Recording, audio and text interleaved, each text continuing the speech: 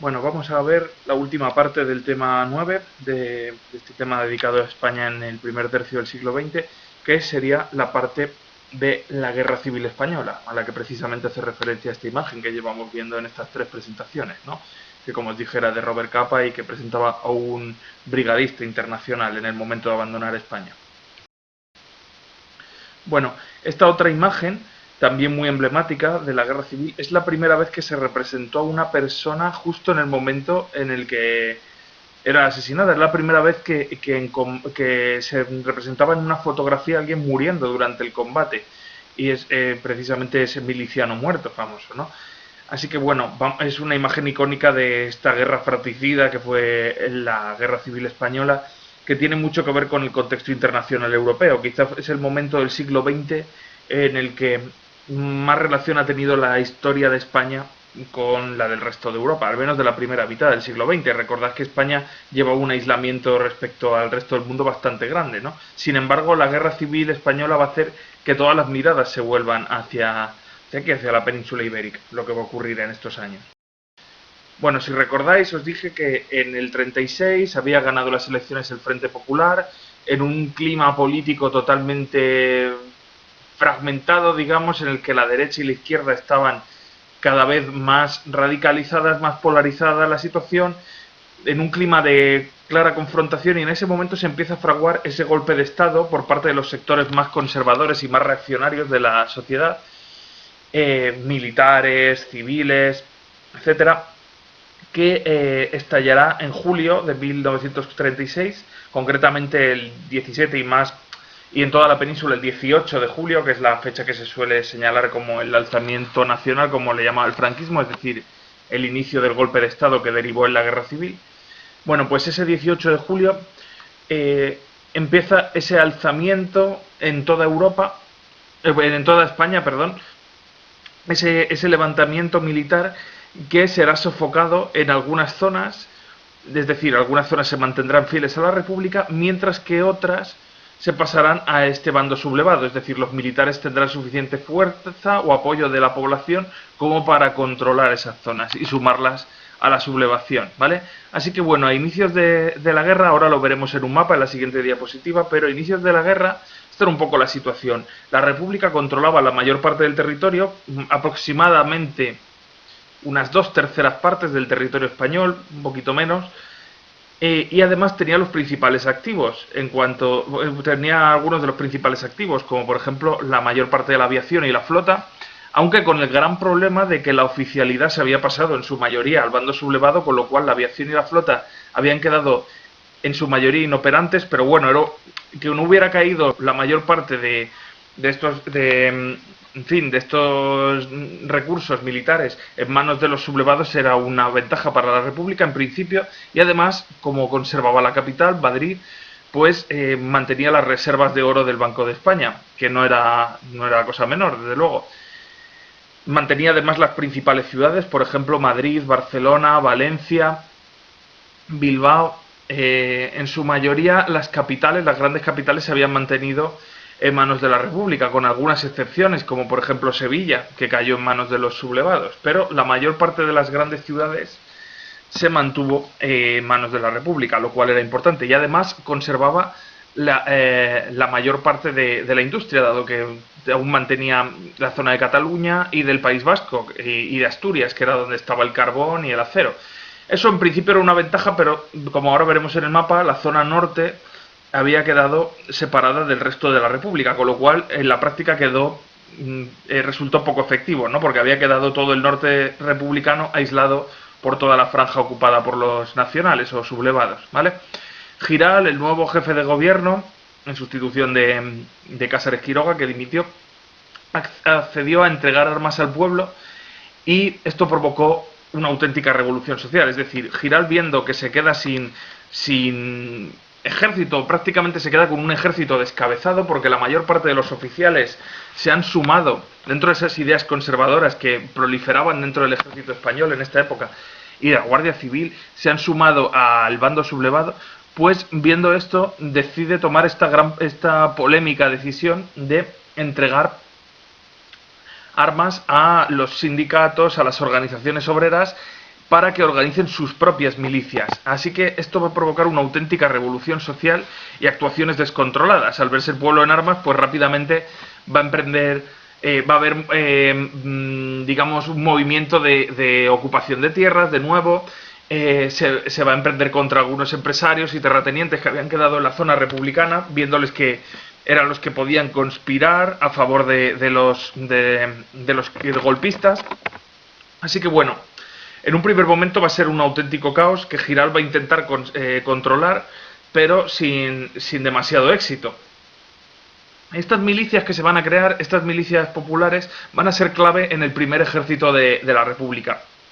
No eran militares profesionales, tenían una formación muy básica porque, en fin, habían aprendido a pegar 4 tiros, digamos, sobre la marcha, y no tenían, desde luego, el adiestramiento que tenían los militares perfectamente adiestrados del ejército de África y de, en fin, los veteranos, digamos, de la guerra de Marruecos, que se pasaron en su mayoría al bando sublevado, pero serán muy importantes, luego hablaremos de ello. En el bando sublevado, los principales activos eran, pues, en fin, que tenía la mayor parte de la oficialidad, todo el ejército de África, que era sin duda la mejor sección, digamos, del ejército español, puesto que era la más acostumbrada al combate, había estado sirviendo en la guerra de Marruecos durante largo tiempo, era donde, en fin, donde estaban las tropas más experimentadas, las tropas coloniales también, mucho más acostumbradas digamos, a la guerra que el ejército peninsular. Además, también buena parte del ejército peninsular, por supuesto, se unió al bando sublevado, la mayor parte de la Guardia Civil, una buena parte de la Guardia de Asalto también. Pero bueno, en fin, la mayor parte del ejército, podríamos decir, a pesar de que, como ya digo, le faltaban cosas como, pues eso, aviones y barcos, ¿no? Que eso en un primer momento será fundamental, pero ya hablaremos ahora de ello.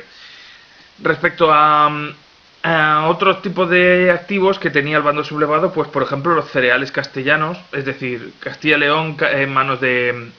Lo actual Castilla y León, quiero decir, cae en manos del bando sublevado, y ahí es donde están los principales recursos graneros de España, ¿no? Con lo cual eso es muy importante para mantener a la población y a las tropas, y sobre todo lo que va a inclinar la balanza al final hacia el bando sublevado de una forma muy decisiva va a ser los apoyos internacionales. Mientras que la República, como vamos a ver, se queda aislada, prácticamente nadie le ayuda, quitando pues eso que vamos a comentar de las brigadas internacionales y un poco después un cierto apoyo financiero de la URSS. El bando sublevado va a recibir desde un primer momento el apoyo decisivo y decidido de la Alemania nazi y de la Italia fascista, y en menor medida también del Portugal de Salazar, ¿vale? Con lo cual, eso al final acabará inclinando la balanza y hará superar las carencias que podía tener en un primer momento, ¿vale? Desde un primer momento va a iniciarse una enorme represión en los territorios controlados por este bando que todavía no llamamos franquista, ¿vale? Porque Franco todavía no tiene el mando único de las tropas de este bando, ¿no? Hay otros generales destacados como Sanjurjo o Mola, pero desde un primer momento va a haber una gran represión en las zonas controladas por ellos, ¿no? Tirando de archivos parroquiales, de todo tipo de registros, para, en fin, en los pueblos que caen bajo dominio de los nacionales, empezar una saca y un fusilamiento o encarcelamiento o una represión masiva, en definitiva, de pues todos aquellos que se consideraban afines a la República, ¿no? A los llamados rojos, ¿no? Socialistas, anarquistas, republicanos, liberales, etcétera. Así que bueno, la represión empieza desde cero, de una forma mucho más intensa quizá que en la República. En la República hubo también una intensa represión, pero esta represión vino casi más dada, quitando algunas excepciones, que ya hablaremos de ella, vino más dada por esa entrega de armas al pueblo, que creó una situación de descontrol que el gobierno republicano no supo mantener bajo control, ¿no? Y esto pues dio lugar a las famosas quemas de iglesias, fusilamientos de curas, etcétera. Pero sin embargo, en la zona controlada por los sublevados, la represión fue mucho más fría, sistemática, calculada y ordenada desde el alto mando militar, ¿no? Mucho más intencionada, digamos, no en caliente, sino con mente fría, ¿no? Con lo cual mucho más sistemática. Bueno, ahí tenéis un poco el mapa de cómo queda España al inicio de la guerra civil. Tenéis en amarillo la zona controlada por la República, y en azul la zona controlada por los nacionales, por el bando sublevado. Como veis, la zona rebelde abarcaría pues tanto aquí no aparece, pero las Islas Canarias y el Protectorado de Marruecos, que es donde empezó la sublevación, y fundamentalmente pues esa franja norte que iría desde Galicia hasta Navarra y Aragón, atravesando toda la actual Castilla y León, Castilla la Vieja, como se llamaba en aquel entonces, y buena parte del norte de Cáceres, ¿no?, de Extremadura, y también la mayor parte de las Islas Baleares, exceptuando Menorca, como veis, ¿no? Además de algunos puntos concretos aislados como Oviedo, dentro de Asturias, ¿no?, o en Andalucía, pues Córdoba, Sevilla y la zona en torno a Cádiz y al estrecho de Gibraltar, que será clave para el desembarco de tropas para ir ganando territorio a la República, ¿vale? Así que bueno, eso es un poco la situación de España al inicio del conflicto, ¿no? En julio de 1936, unos 3 o 4 días después de que haya acabado la sublevación inicial y que algunos territorios hayan caído bajo dominio de los sublevados y otros se hayan mantenido fieles a la República, ¿vale? Esta es un poco la situación al inicio.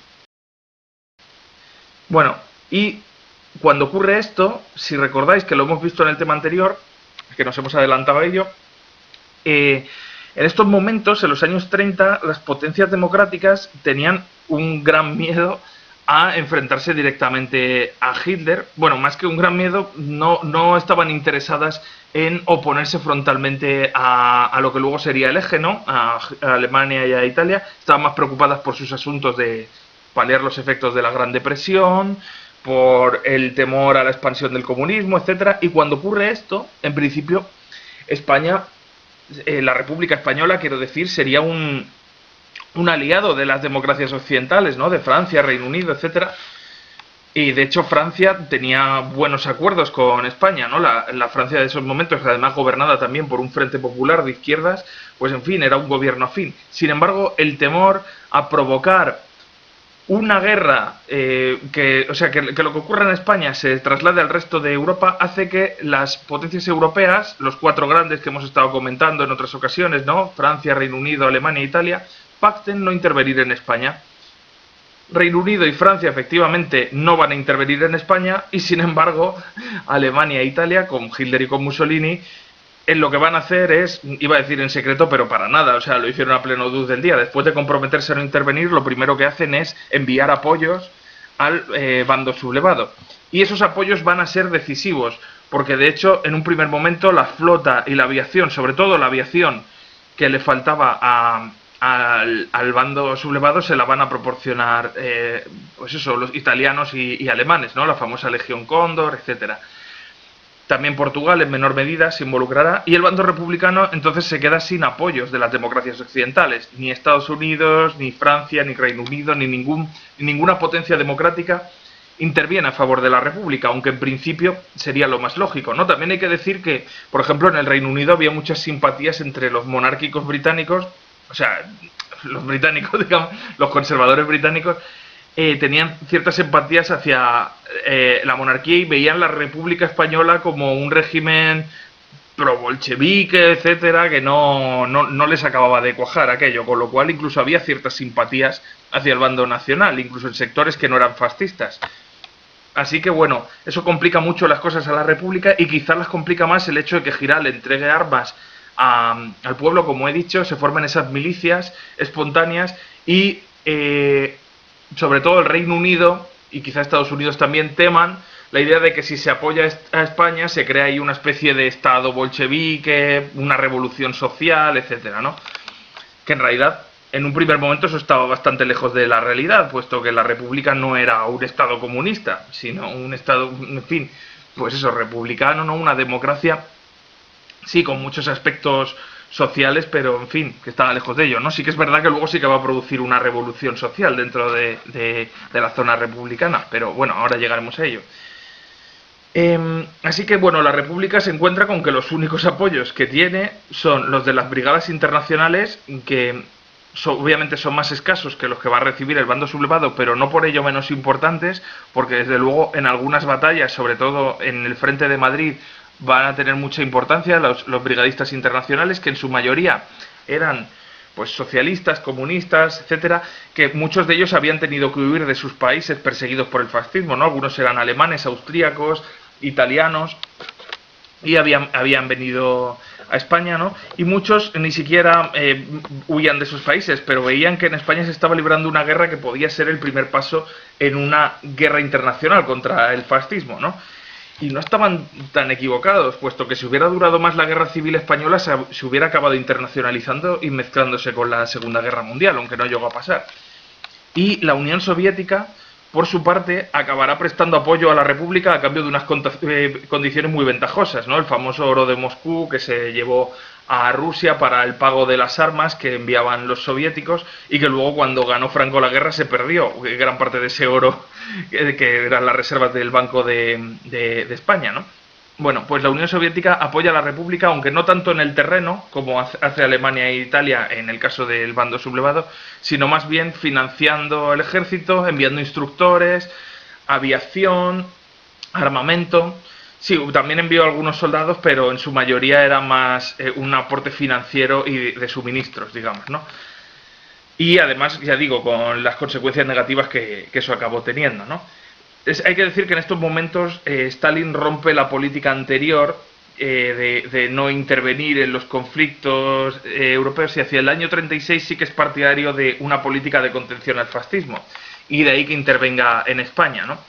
Aunque por otra parte tampoco quiere provocar demasiado a Hitler, si recordáis, porque unos años después acabó firmando con el Pacto Germano-Soviético, ¿no? Por eso que el apoyo de la Unión Soviética no fue tan grande como el que dieron, pues eso, la Italia fascista o la Alemania nazi al otro bando, ¿vale? Que ya digo que es una de las cosas que acabará decantando la balanza a su favor, aparte de que las tropas del bando sublevado estén mucho mejor adiestradas que las del bando republicano, ¿no? Y aparte de la disciplina enorme que se impone en el bando sublevado frente a las luchas internas que habrá en el bando republicano.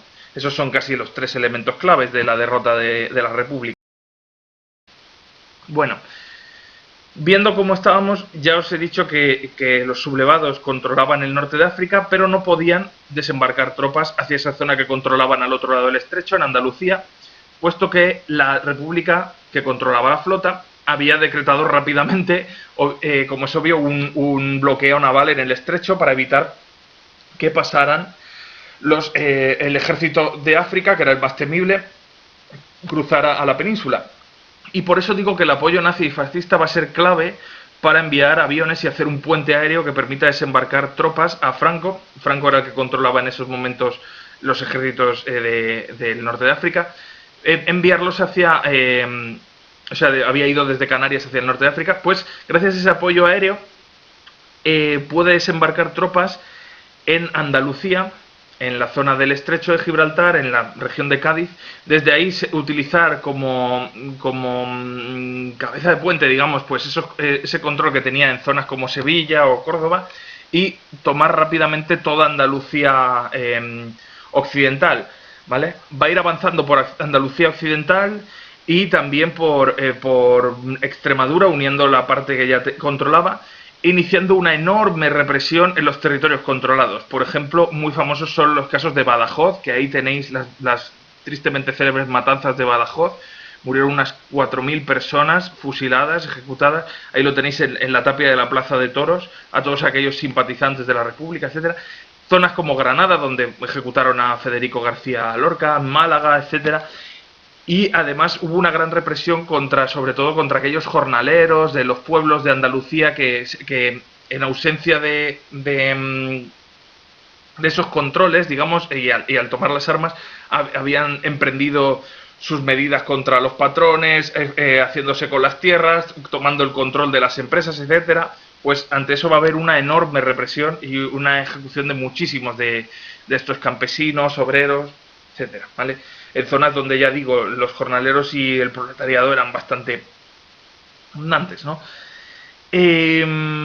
Las tropas de Franco entonces irán avanzando desde esa zona, ya digo, desde Andalucía y Extremadura, avanzarán pues desde, vosotros que vivís en Móstoles, la mayoría, pues desde lo que a día de hoy es la actual carretera de Badajoz, ¿no? Desde la A5 irán avanzando hacia Madrid, que es obviamente el objetivo, que caiga la capital, tomar Madrid para que acabe la guerra. Mientras que las divisiones de Mola, las dos divisiones que controla Mola desde el norte, que ya han cortado la comunicación de la República a través de Irún con Francia para evitar suministros desde Francia, pues avanzan ahora hacia el sur, también hacia Madrid, ¿no? Así que bueno, Franco con dos divisiones desde el sur y Mola desde el norte con otras dos. Pero en esos momentos Franco decide detenerse y desviarse a ir en socorro de la guarnición de Toledo, que había intentado sublevarse al inicio de la guerra y que había fracasado y se había hecho fuerte en el Alcázar, en la colina del Alcázar. Si habéis estado en Toledo lo habréis visto, aunque es una reconstrucción de respecto al original, precisamente porque el Alcázar de Toledo original fue arrasado por los bombardeos republicanos a esa guarnición que se escondía dentro del Alcázar con el general Moscardo, que intentó resistir a pesar de que no tenía apoyos en Toledo. Pues Franco, a pesar del la escasa importancia estratégica que podía tener Toledo, era mucho más importante desde el punto de vista de los nacionales tomar rápidamente Madrid, ¿no? Aprovechando la indefensión de la República, pues se desvía hacia Toledo y libera el Alcázar, es decir, acaba con la resistencia republicana, ayuda a Moscardó, que en ese momento es visto como un héroe. Y de alguna forma muchos han dicho, pero ¿y por qué hace esto Franco, no? ¿Por qué pierde ese tiempo tan grande y permite a la República, digamos, crear una serie de defensas en Madrid contradiciendo cuáles eran las órdenes originales? Pues bueno, pues seguramente esto tiene que ver con el efecto propagandístico que tendría la toma del Alcázar, ¿no? Toledo seguía siendo visto dentro de todos estos círculos de la extrema derecha, ultranacionalista, pues como un poco el corazón histórico de España, donde se gestó el reino visigodo, etcétera, y dentro de toda esa idea de la reconquista que difundía el bando nacional, ¿no? Esta idea de que, bueno, que se estaba reconquistando España frente a los rojos, igual que lo hicieron los cristianos en la Edad Media, frente a los musulmanes, pues esa conexión de la Santa Cruzada que decía Franco que estaba haciendo contra los rojos, con Toledo como capital del cristianismo medieval español, etcétera, y casi un poco pues ese corazón espiritual de España, pues quizás le diera ese carácter propagandístico de héroe, caudillo, salvador de la patria, etcétera, ¿no? De hecho, Franco en esos momentos estaba precisamente lidiando por conseguir la supremacía incontestable dentro del bando nacional, y de hecho lo conseguirá poco después de este golpe de efecto que fue la liberación del Alcázar de Toledo. Poco después de esto, Franco es proclamado generalísimo de los ejércitos y se le da el mando único de la guerra, ¿no? Y se le convierte en jefe de Estado del bando nacional. Así que bueno, esto sin embargo permitió a la República darle el tiempo suficiente para reorganizar la defensa, y viendo lo que había pasado en Andalucía y en Extremadura, la gran represión que había habido, darse cuenta de que no era posible pactar con los nacionales, sino que había que plantarles cara y resistir, ¿no? Les iba la vida en ello. Bueno, ahí tenéis un poco cómo se fue produciendo este avance del bando nacional. Ahí pone nacionalista, tomando pues esa zona de Andalucía, de Extremadura, y por el norte pues la actual Guipúzcoa, ¿no? El mapa, bueno, es un poco cutrecillo y está, en fin, de aquella manera, pero permite hacer una idea de por dónde se fueron avanzando las tropas de Franco desde el sur y las de Mola desde el norte, ¿vale? Bueno, y en esta situación, como ya digo, ya después habría que añadir aquí el mapa, pues eso, la toma de Toledo, etcétera. Madrid parece que está cercado y empieza la ofensiva sobre Madrid, ¿no? Un episodio clave de la Guerra Civil Española. Así que bueno, a finales de 1936 Madrid resiste, y resiste en buena medida gracias al apoyo que va a empezar a llegar de las brigadas internacionales y también a los materiales que llegan de la Unión Soviética. Eso permite que los milicianos que combatían, pues ya digo, sin una gran experiencia militar, resistan ferozmente el avance de Franco desde el sur y de Mola desde el norte, y consigan pues que la ciudad se mantenga. Hay que decir que Madrid además había sido abandonado por la República. El gobierno de la República se había trasladado a Valencia viendo que previsiblemente Madrid iba a ser tomado por los sublevados. Esa era la confianza que tenía, ¿no? Y sin embargo es el pueblo de Madrid el que resiste, ¿no? El que resiste ante este avance. También hay que decir que en estos momentos se produce uno de los más tristemente célebres episodios de represión en la zona republicana, que es las matanzas de Paracuellos, que lleva a cabo el PCE y parte de la Junta de Defensa de Madrid, que actuaba en nombre del Gobierno de la República en Valencia, que sin que lo supiera esto Largo Caballero o Giral, ahora no recuerdo si estaba en ese momento, creo que era Giral todavía, perdón, creo que todavía estaba Giral en el gobierno. Actúa sacando de las cárceles a muchos sospechosos de ser cómplices de conspirar a favor del bando nacional. Los saca y los lleva a Paracuellos del Jarama, donde son ejecutados, muchos de ellos, ¿vale? Es el episodio más lamentable de represión dentro de la República, ¿no? Después de... ¿Qué os estaba diciendo?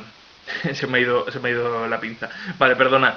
Seguimos con lo que estábamos comentando de Madrid. Madrid resiste y en varias ofensivas, como por ejemplo la batalla del Jarama o la batalla de Guadalajara, se rompe el intento de Franco de intentar hacerse con el control de la carretera de Valencia, que comunicaba Valencia con Madrid, ¿no? Con lo cual la República logra resistir en Madrid. De hecho se crea ese lema del no pasará, no, Madrid será la tumba del fascismo, bueno, en fin. Y viendo que la situación en Madrid se ha estancado, lo que deciden los nacionales es, tomando la iniciativa, intentando mantener la iniciativa en la ofensiva, lanzar una ofensiva contra la zona más vulnerable de la República, que era el norte, ¿no? Que permanecía aislado del resto. Así que bueno, Mola va a empezar a atacar el País Vasco con el apoyo de la Legión Cóndor alemana. Se bombardeará Guernica, que será el primer bombardeo masivo sobre población civil, un primer ensayo de lo que luego será la Blitzkrieg durante la Segunda Guerra Mundial. Y después de ese destrozo que se produce en Guernica y del avance imparable de las tropas de Mola, el País Vasco se ve obligado a rendirse. Azaña había dado órdenes al gobierno vasco de que destruyera la industria siderúrgica para que no cayera en manos del enemigo, pero no se pusieron en marcha, así que toda la industria del acero vasco, fundamental para la guerra, cae en manos de los enemigos, digamos, ¿no? Del bando sublevado. Viendo el desastre que se avecina en el norte, la República intenta desviar la atención atacando en Brunete, primero, en el frente de Madrid, y poco después en Belchite, en el frente de Aragón, con dos grandes ofensivas. Sin embargo, no logran su objetivo o sea, a pesar de que logran en un momento atraer de nuevo la atención del ejército franquista, ahora ya lo podemos llamar franquista porque ahora ya Franco está al mando de todas las tropas, de hecho Mola ya ha muerto y Sanjurjo murió tiempo atrás también. Pues bueno, a pesar de que no logran desviar del todo la atención del ejército franquista, sí que permiten retrasar un poco lo que es inevitable, que es la caída del norte, ¿no? El ejército franquista acaba avanzando sobre Santander y sobre Asturias a principios del otoño de 1937, y lo dicho, se pierde la industria vasca y la minería asturiana, que pasan al bando sublevado, ya no quedan en manos de la República, con lo cual esto es un revés enorme para la República. A partir de ahora la guerra ya está prácticamente inclinada del bando sublevado, ¿no? Si hasta ese momento la República había tenido una cierta capacidad ofensiva y había habido quizá todavía un cierto equilibrio de fuerzas, esto se empieza a romper a partir de la caída del... Bueno, y en estos momentos en los que estamos, vamos a hacer un pequeño repaso antes de seguir con el avance de la guerra, qué había pasado dentro de la evolución interna de cada uno de los bandos. Muy brevemente, dentro de la República, como os he dicho, en un primer momento había habido un gobierno de izquierda moderada al mando de José Giral, en el que se habían creado pues esas milicias populares y se había desencadenado esa revolución social, ¿no? Con ocupaciones de tierra, con el control obrero de muchas fábricas. Esto no había sido decretado por el gobierno, de hecho el gobierno intentó en un primer momento impedirlo precisamente para intentar ganar apoyos internacionales. Sabía que una imagen de revolución social dentro de la zona republicana no le beneficiaba porque perdería el apoyo de las democracias occidentales. En cualquier caso, lo hubiera perdido de todas formas, por lo que pasó, ¿no? Pero no era buena prensa, digamos, ¿no? En cualquier caso, las circunstancias obligan a los republicanos de izquierda, a pesar de que, ya digo, es una izquierda moderada, a reforzar su alianza que ya tenían con los socialistas, con los comunistas e incluso con los anarquistas. Los anarquistas, por primera vez, van a empezar a colaborar con un gobierno. Creo que es la única vez en toda la historia de la humanidad, durante la Guerra Civil Española, que ocurre que los anarquistas colaboran de forma activa con un gobierno, ¿no? Bueno, el descontrol de todas formas que había provocado pues todo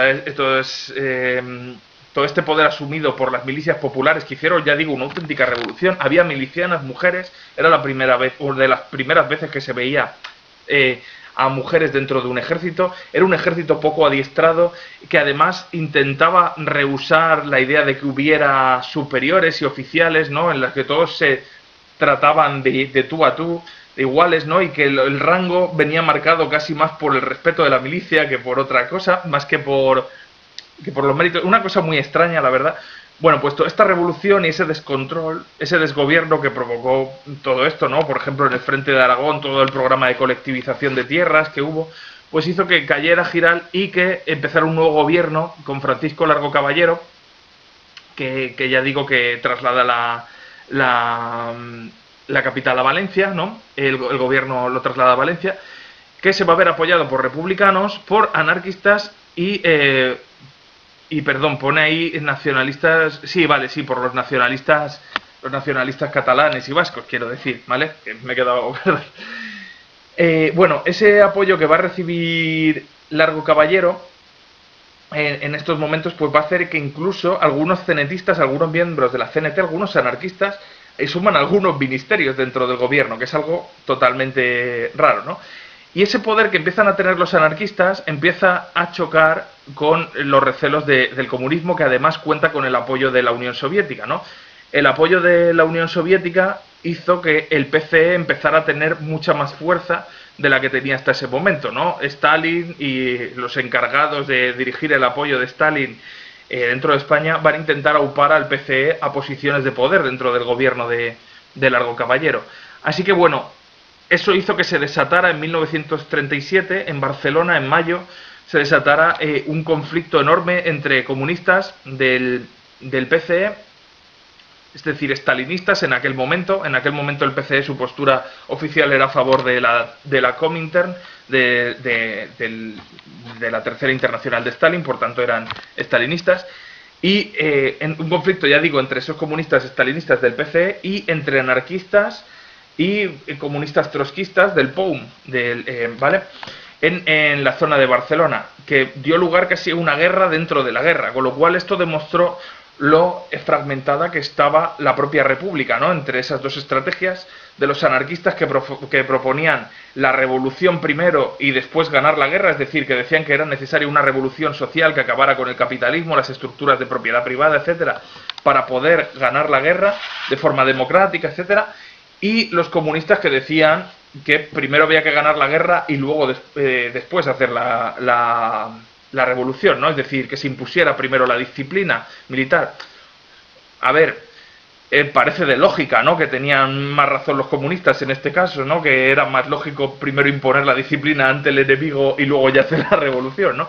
Pero también es verdad que en la postura anarquista lo que defendía es que si se quería ganar la guerra, primero se tenía que hacer una revolución que le diera poder al pueblo y, en fin, y que eso le haría combatir mucho más decidido a favor de esa causa, etcétera. Bueno, en fin, en cualquier caso, todos esos rifirrafes entre unos y otros hizo que la República y las fuerzas que apoyaban a la República se dividieran, se fragmentaran y que esta división la aprovechara el enemigo, en este caso el bando nacional, ¿no? El PCE, que empieza a hacerse cada vez más fuerte por el apoyo stalinista, fuerza la dimisión de Largo Caballero, que rechaza, a pesar de ser socialista, quitar a los anarquistas de su gobierno. Y empieza un gobierno socialista con Juan Negrín, en el que el cual a regañadientes tiene que aceptar un predominio de los comunistas dentro de su gobierno, ¿no? Por el apoyo de soviético. Es decir, si quería que llegaran armas y subvenciones de la URSS, tenía que permitir que los comunistas ocuparan una parte importante dentro del gobierno. Lo que sí que es cierto es que en esta última etapa de la guerra, a pesar de que ya los reveses son que ha sufrido la República hacen que sea muy difícil que pueda sobreponerse, sí que es cierto que los comunistas reformaron la disciplina dentro de la República y crearon el Ejército Popular de la República, mucho más estructurado, basado en el Ejército Rojo soviético, que ya no se basaba en esas milicias populares sin adiestramiento ni nada, ¿no? Con lo cual era un ejército mucho más eficaz en principio. Y digo en principio porque en la práctica lo que pasó es que, bueno, la represión que emprendió el PCE contra los anarquistas y otros grupos hizo que las milicias perdieran un poco ese entusiasmo original de luchar por una causa, digamos, en la que creían, ¿no? Se convirtió en algo mucho más burocrático, más parecido al ejército enemigo, de alguna forma. No sé si me explico. Bueno, en el bando sublevado, por su parte, lo que va a pasar es que Franco va a aumentar enormemente su poder ya en el año 36 y esto se viene beneficiado pues por los éxitos militares, como sobre todo aquello que os he dicho de la toma del Alcázar de Toledo, ¿no? Y fundamentalmente por la muerte de otros líderes, como Primo de Rivera, que es apresado en Alicante al inicio de la guerra, y con el que, no sé, a pesar de que la República propone un cambio de prisioneros, parece ser que el propio Franco se negó a negociar con los republicanos, diciendo que no negociaba con el enemigo, y eso al final acabó abocando a Primo de Rivera a ser ejecutado, a ser fusilado, con lo cual muchas veces se ha sospechado que Franco ahí lo que quería era que se asesinara a Primo de Rivera, que era el fundador de la Falange y que tenía un liderazgo carismático muy grande dentro de la Falange, para asegurarse así el control de ese grupo político, ¿no? También la muerte anteriormente de Sanjurjo en un accidente aéreo, al igual que Mola, que muchos han sospechado que quizá no fuera tan accidental esa muerte, ¿no? Los dos por la misma causa. En cualquier caso, sea como sea, Franco se acaba haciendo con el poder dentro de la zona sublevada de una forma indiscutible, ¿no? Es nombrado, pues como veis ahí en el cartel, ¿no? Caudillo por la gracia de Dios, generalísimo de España, etcétera, ¿no? Se crea una junta técnica del Estado en Burgos como germen para lo que luego será un futuro Estado franquista, es decir, a partir de ahí se empezará a construir un Estado franquista, con lo cual, como veis, durante la guerra el gobierno republicano traslada la capital a Valencia y la capital del bando sublevado estará en Burgos hasta que tomen Madrid.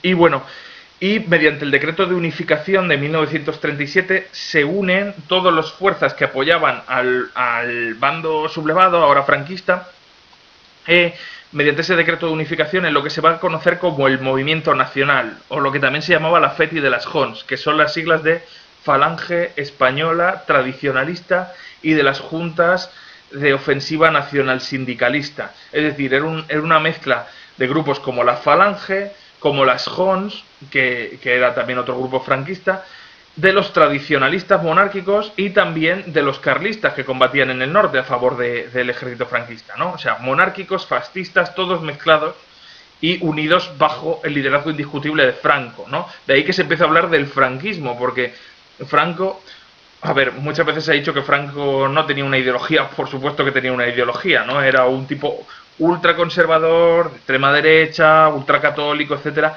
pero sí que es verdad que aglutinó a todos esos movimientos de derecha y de extrema derecha dentro de ese movimiento, ¿no? Tanto a los monárquicos más tradicionalistas como a los falangistas que tenían un componente más revolucionario en un primer momento, ¿no? Dentro de esos parámetros ultranacionalistas y de extrema derecha, pero que tenían más que ver con el fascismo italiano, por ejemplo, ¿no? que con los monárquicos de toda la vida, por poner un ejemplo.